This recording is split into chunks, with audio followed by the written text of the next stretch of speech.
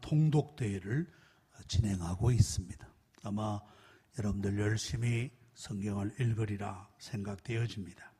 예정대로 하면 매일 40장씩 읽는 겁니다. 읽으시면 지금 한 10편, 42편 정도까지 나가시면 이제 끝까지 한 달 동안 성경을 읽으실 수가 있을 것입니다.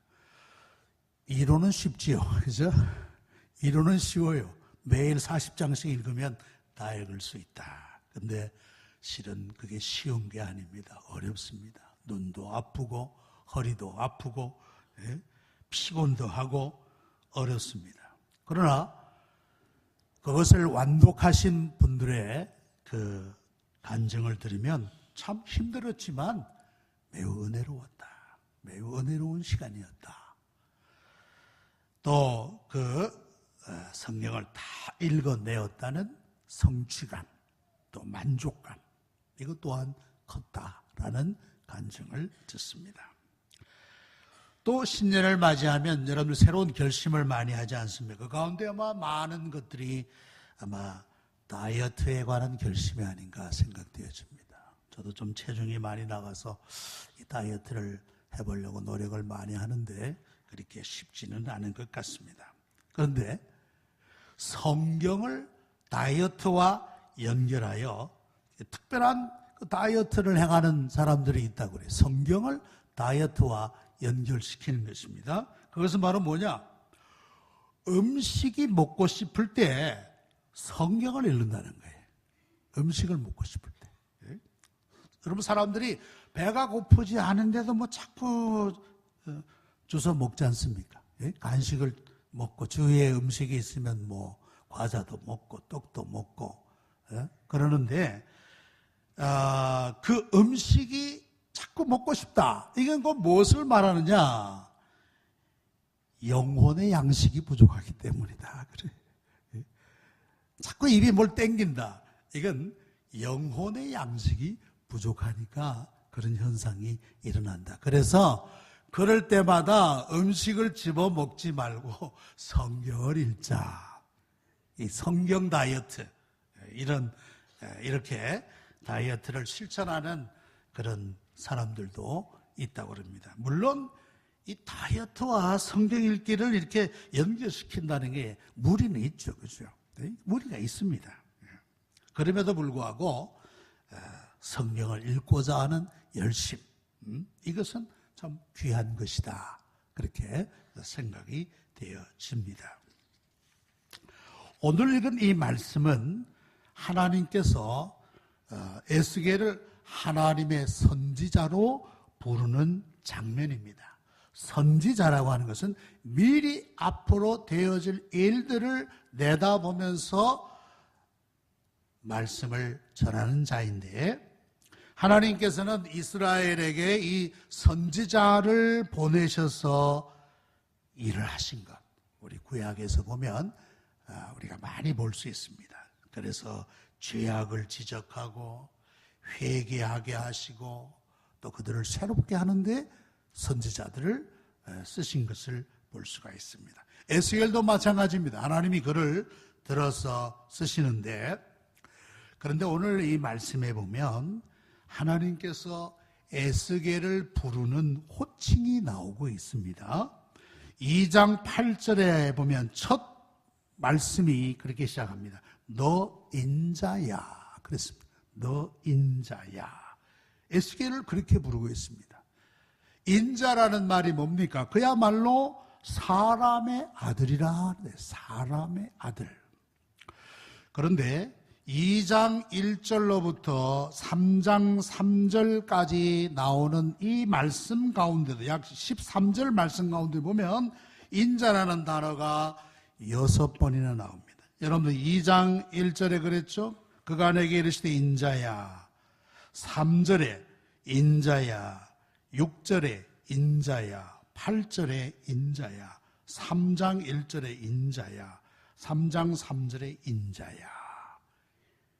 에스겔을 그렇게 부르고 인자야라고 부르고 있습니다. 에스겔 전체에서는 인자라는 말이 93번 나옵니다. 그만큼 많이 부르고 있어요. 인자야, 인자야.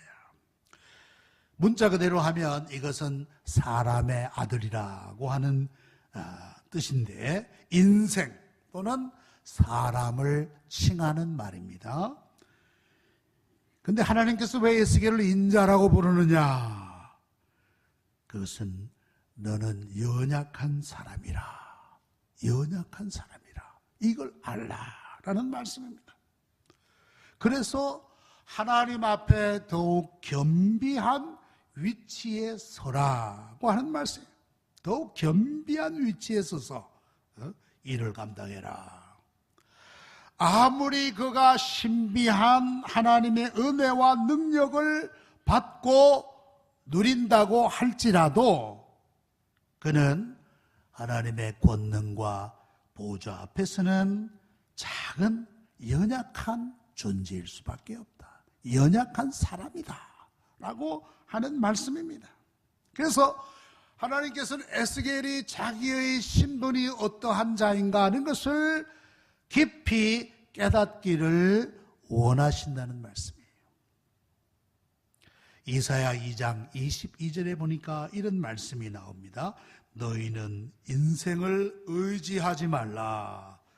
그의 호흡은 코에 있나니 세발 가치가 어디 있느냐. 인생이 호흡이 코에 있다. 죄송합니다. 콧구멍 막으면 죽는단 말이에요. 콧구멍 막으면 죽는다. 3, 4분만 지나도 죽습니다. 연약하게 짝이 없어. 연약한 인간에 지나지 않는 에스겔이 하나님의 선지자로 부름을 받았다. 그러니까 네가 늘 네 자신이 어떤 존재인가를 늘 알아라 하는 뜻에서 에스겔서에 보면은 93번이나 인자야, 인자야, 인자야 이렇게 하나님이 그를 부르고 계셨던 것입니다. 참 이 선지자로 일한다는 게 쉬운 게 아닙니다. 때로는 미움도 받고 박해도 받고, 또 예레미야 같은 선지자 보십시오. 미움받아서 막 학대당하고 막 옥에 갇히고 진흙구덩이에 빠지고 얼마나 갖은 고초를 겪는지 몰라요. 그래서 하나님께서 이 에스겔에게 네가 하는 일이 정말 험하긴 험하다, 어렵다, 어려운 일이다 하는 것을 미리 말씀했어요.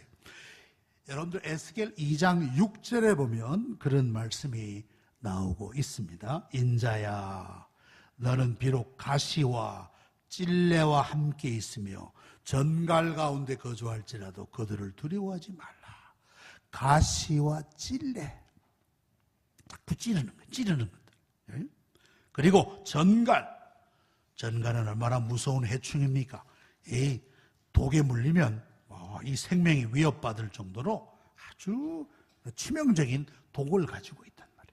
그런데 가시와 찔레와 전갈 가운데 거주할 것이다. 그래도 두려워하지 말라. 두려워하지 말라. 내가 비록 험하고 어렵지만은 네 사명을 감당해야 된다 하는 것을 하나님이 보여주고 있는 것입니다. 자, 이렇게 선지자의 중요한 사역은 하나님의 말씀을 대언하는 것이다. 하나님의 말씀을 대신하여 전하는 것이라는 겁니다. 선지자는 자기가 말씀을 연구해가지고 또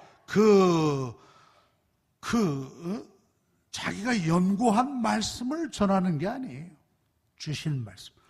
꿈이든지 환상이든지 어떤 신비한 방법으로든지 하나님이 주신 말씀을 있는 그대로 전하는 것이 선지자의 역할인 것입니다.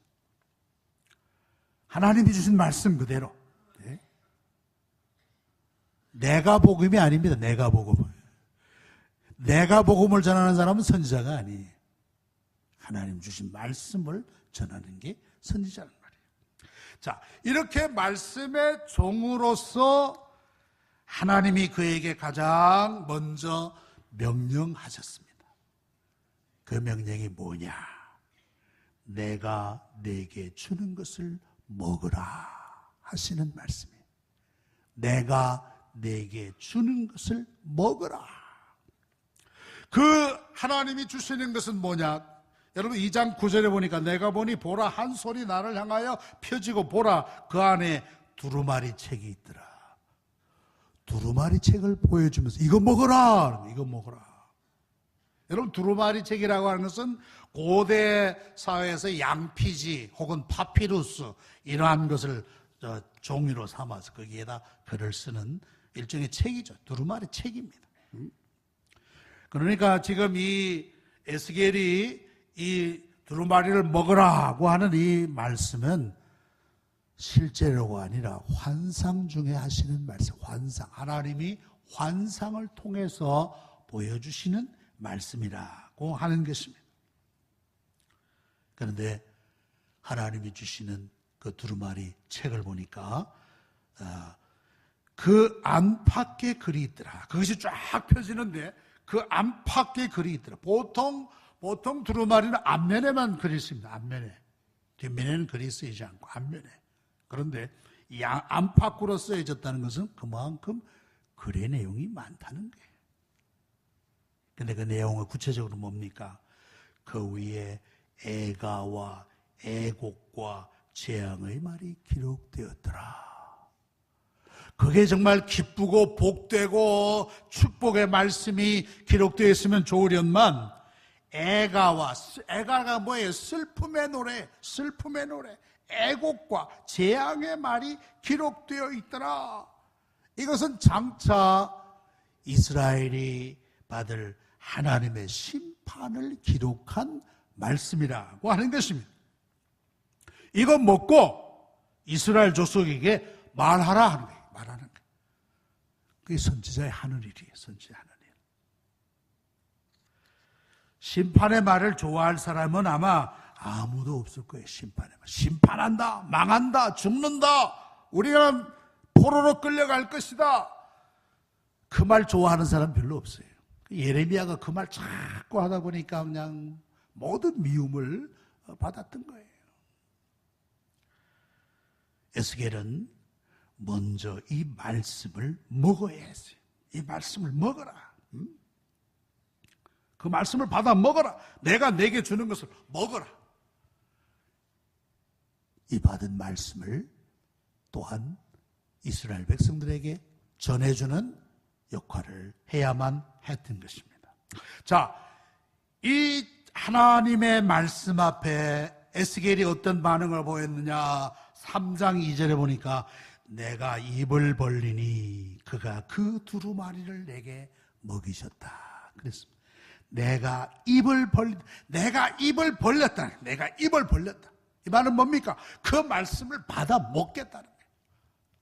하나님이 주시는 그 두루마리를 제가 받아 먹겠습니다 하는 그 의지가 그 가운데 드러나 있는 것이다. 내가 입을 벌렸다.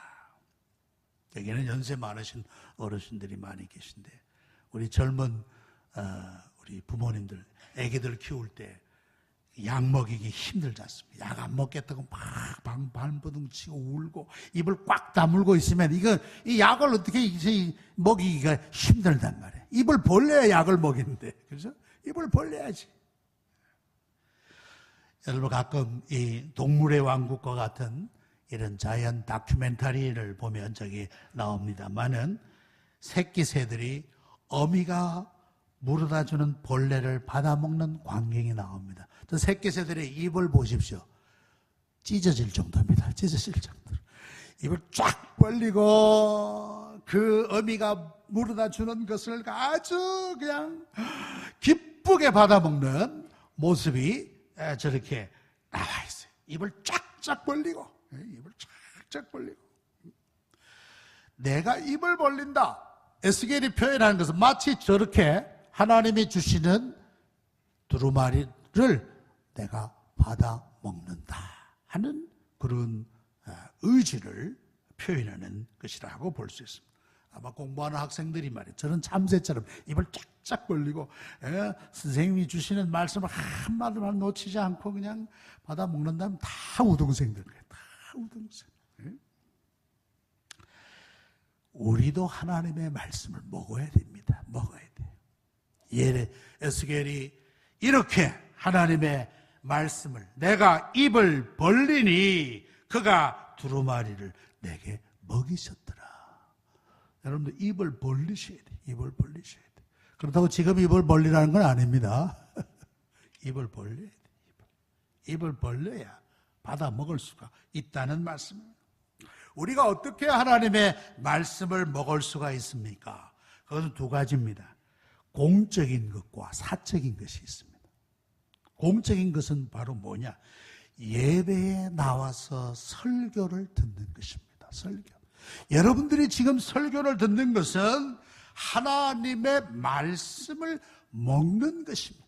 하나님의 말씀. 어떤 요리사는 맛있게 음식을 잘하는 요리사도 있지만 또 별로 맛없게 하는 요리사도 있긴 있어요. 지금 여러분들은 이 공적인 예배에 나와서 설교를 듣는 것은 하나님의 말씀을 먹는 것과 같다.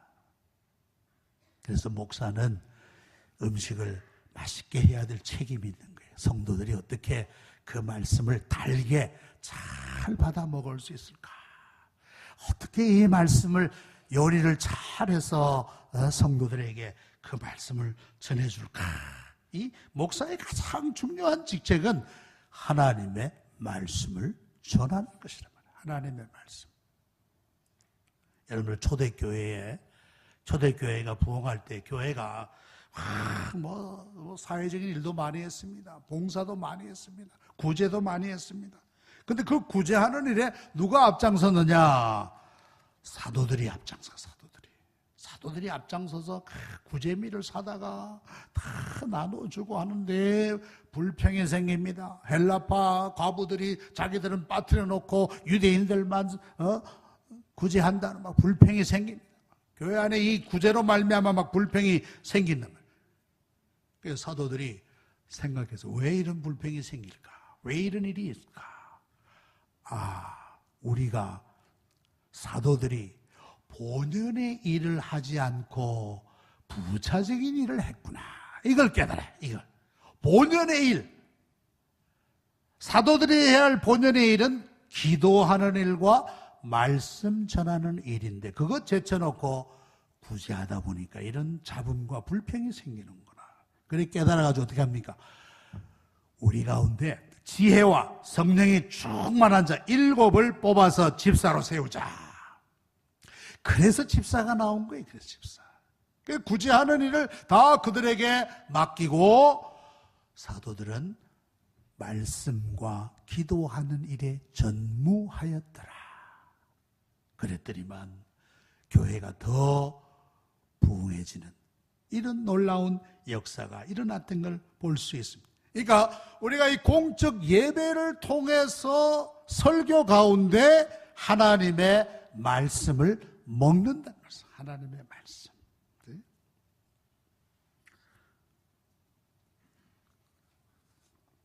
어떤 목사님이 말이죠. 한 성도의 가정을 신방을 했습니다.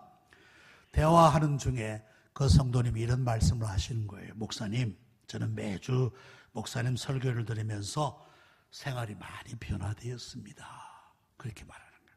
그래서 목사님이 아주 기분이 좋아가지고 물었어요. 그래, 지난주일 제가 무엇을 설교했는지 기억하십니까? 한참 생각하면 생각이 안 나는데요. 생각이 안 나는데요. 그래가지고 목사님이 아니 그런데 어떻게 설교를 들으면서 생활이 변했다고 말씀할 수 있습니까? 그렇게 물었어요. 그랬더니만 그분이 이렇게 말씀하시대요.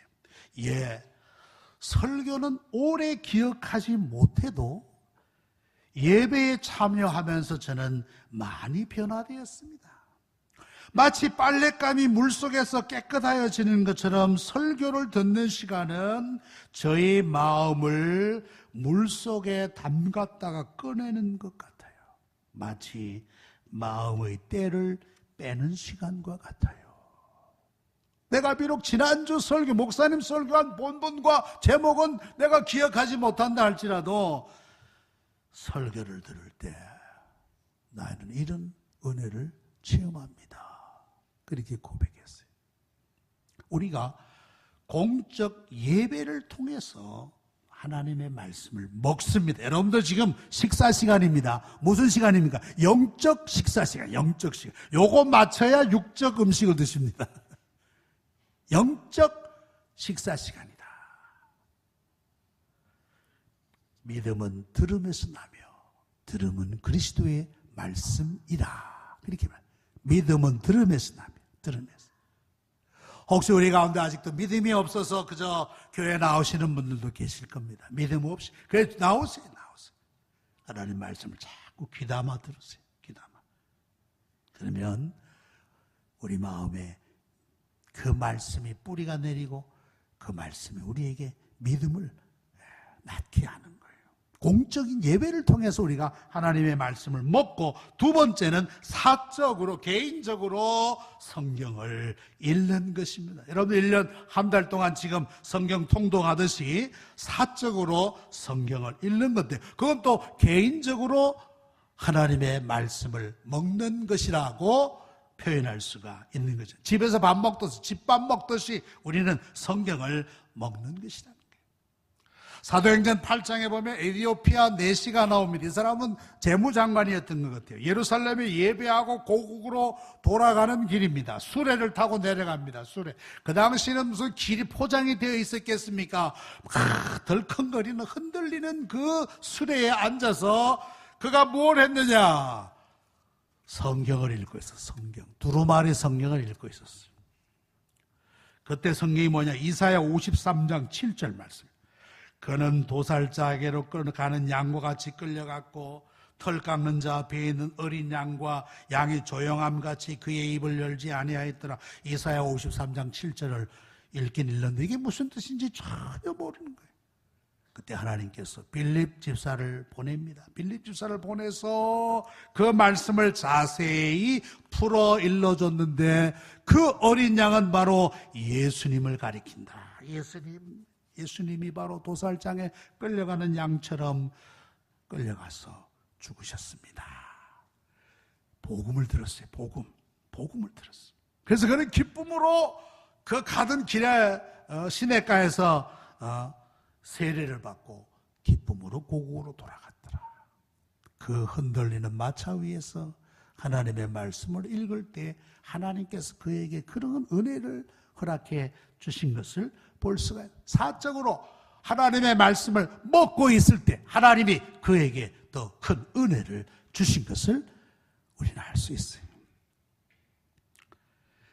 미국의 33대 대통령 트루먼 대통령이 있습니다. 이분은 우리 한국 전쟁과도 밀접한 관계가 있는데, 이분이 은퇴 후에 고향에 기념 도서관을 지었습니다. 그리고 그곳에서 어린이들과 함께 어린이들을 가르치고 어린이들과 좋은 교제를 나누는데, 어떤 날 한 어린이가 질문을 합니다. 전 대통령님, 대통령님은 제 나이 때 어떤 학생이었어요? 대통령까지 지내신 것 보니까 분명히 아마 반장하셨겠지요? 반장하셨겠지요? 그렇게 질문을 던졌어요. 그랬더니만 그 트루먼은 그 소년의 어깨에 가볍게 손을 얹으면서 이렇게 말했어요. 아니야. 나는 볼품없는 소년이었단다. 친구들이 소리를 지르면 겁이 나서 아주 몸을 바들바들 떨었다. 그만큼 심약한 소년이었다. 운동도 못했단다. 나는 운동도 못하고 안경을 벗으면 책을 읽지 못할 정도로 시력도 좋지 않았어. 그랬더니만 그 소년이 고개를 갸우뚱 하면서, 그런데 어떻게 대통령이 되셨어요? 어떻게?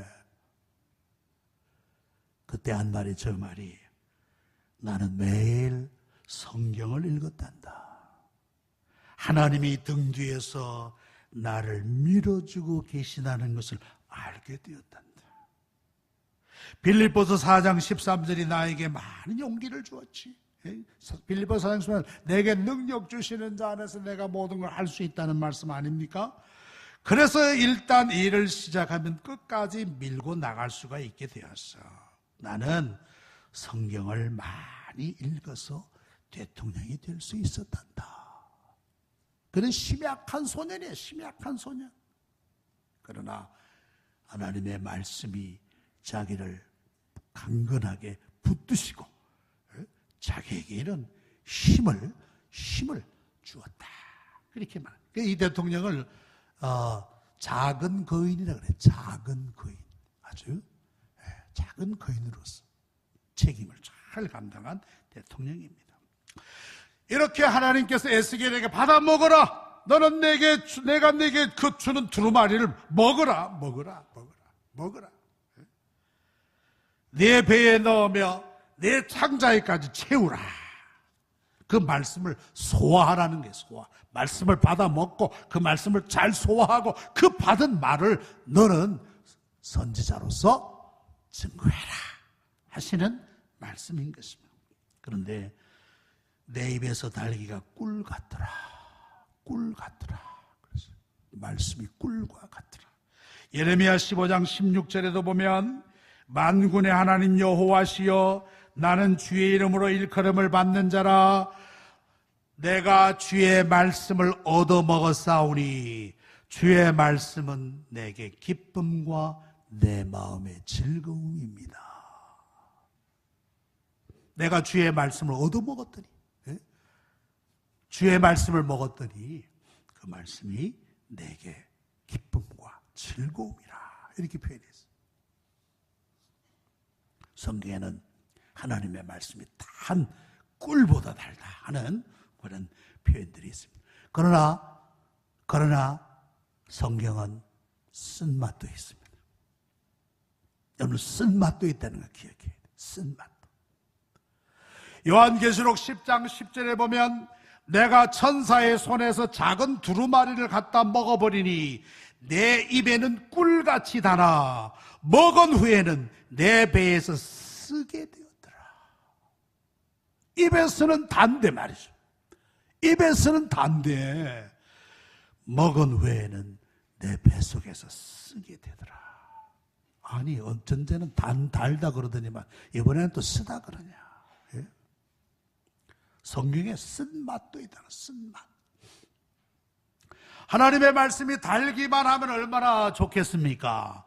그러나 그 말씀이 우리에게 고통을 가져다 주기도 한다는 것입니다. 고통을 가져다 주기도 한다. 왜 그렇습니까? 하나님의 말씀을 깨달으면 깨달을수록 죄가 보인단 말이에요. 죄가 보이는 거예요. 전에는 죄가 안 보였어요. 전에는 다 같이 행하니까 죄가 죄로 보입니까? 그러나 말씀의 거울을 통해서 보니까 죄가 보이는 거예요. 내 마음속에 있는 죄. 죄가 보이는 거예요. 죄를 알고 보니 죄와 싸워야 하는 것입니다. 죄와 싸우는 데는 고통이 따릅니다. 고통이 따라요. 또 그 말씀을 깨닫고 순종하고 실천하다 보면 고난을 당하기도 합니다. 고난. 시험을 당하기도 하고 어려움도 당하고 소외도 당하고 협박도 당하고 어려움 당합니다. 쓴맛도 있어요. 쓴맛도. 그러나 여러분들 쓴 게 약이잖아요. 쓴 게 약이. 써야 약이 되는 거예요. 써야. 이렇게 쓴 맛을 통해서 하나님의 말씀이 우리에게 고통과 고난과 때로는 실패와 좌절을 일깨워주고 죄와 싸우는 고통도 주지만은 이름으로 말미암아 우리는 영적으로 더 단단한 영혼을 갖게 된다는 말씀. 더 단단한 단련된 영혼을 갖게 되는 것입니다.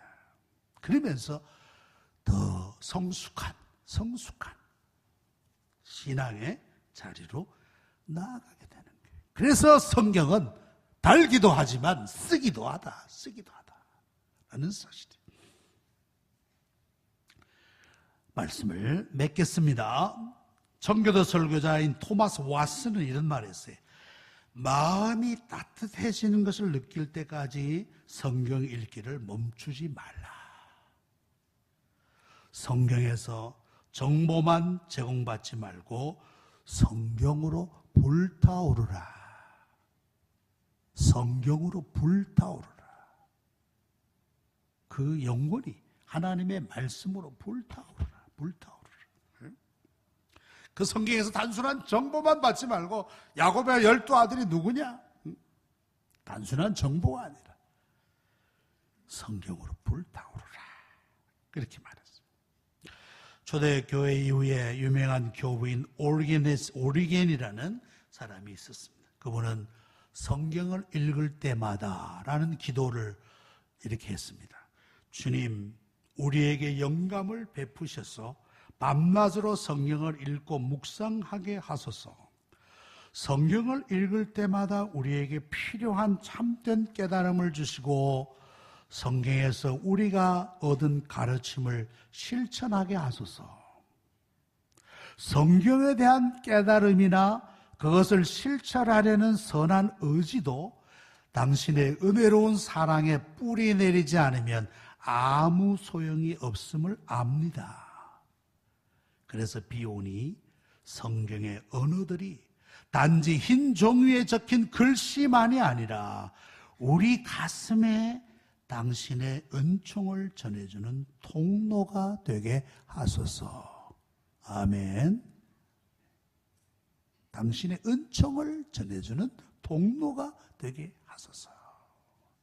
여러분, 올 한 해 그 어느 해보다도 하나님의 말씀을 가까이 하는 한 해가 되시기 바랍니다. 성경으로, 하나님의 말씀으로 불타오르는 한 해가 되시기를 바랍니다. 그리하여 그리스도를 깊이 닮아가시는 2019년 되시기를 간절히 소망합니다. 기도하시겠습니다. 거룩하시고 은혜로우신 아버지 하나님, 우리에게 성경을 선물로 허락하여 주셔서 하나님을 알게 하여 주심을 감사하옵나이다. 그러나 우리가 성경을 소홀하게 여기며 멀리할 때가 많았습니다. 그리하여 영적인 어두움과 무지에 빠질 때가 많았습니다. 용서하여 주시옵소서. 올 한 해 하나님의 말씀을 가까이 하여 그 말씀대로 순종하여 살 수 있는 힘과 용기를 주시옵소서. 그래야 나의 삶과 인격과 삶의 현장에서 그리스도의 향기를 낼 수 있도록 은혜 나리여 주시옵소서. 예수님의 이름으로 기도하옵나이다. 아멘.